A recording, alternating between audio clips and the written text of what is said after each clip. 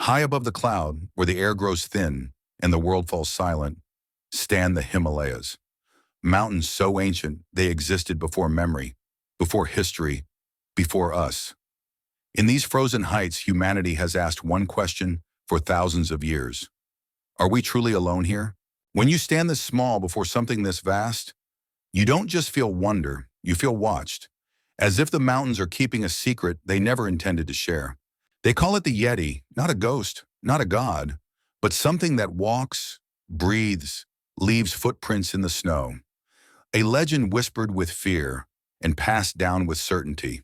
For centuries, monks at Pangboche Monastery spoke of a forbidden relic, a skull said to belong to the Yeti itself, hidden from the world, seen by only a few, protected not by locks, but by belief. When explorers were finally shown the skull, it was ancient, dark, with hair still clinging to bone. They didn't steal it. They took something smaller, yet far more dangerous. One single strand of hair, small enough to hide, powerful enough to challenge a legend that had survived for thousands of years. And this wasn't the first sign.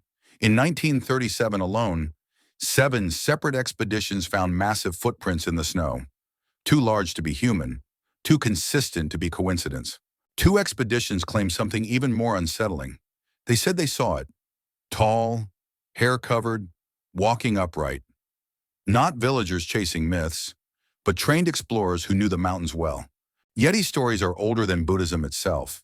Ancient Himalayan cultures spoke of a glacier being, a guardian of forbidden lands, a creature caught between beast and human. By the 1950s, the legend had grown so powerful that governments stepped in. Permits were issued. Hunting was banned. Because governments don't regulate myths unless they fear they might be real. Some searched for answers their entire lives.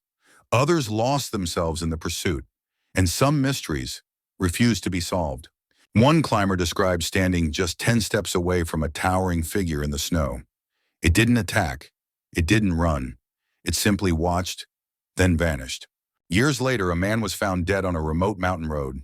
No wounds, no blood, only a broken neck, and rumors that spread faster than truth.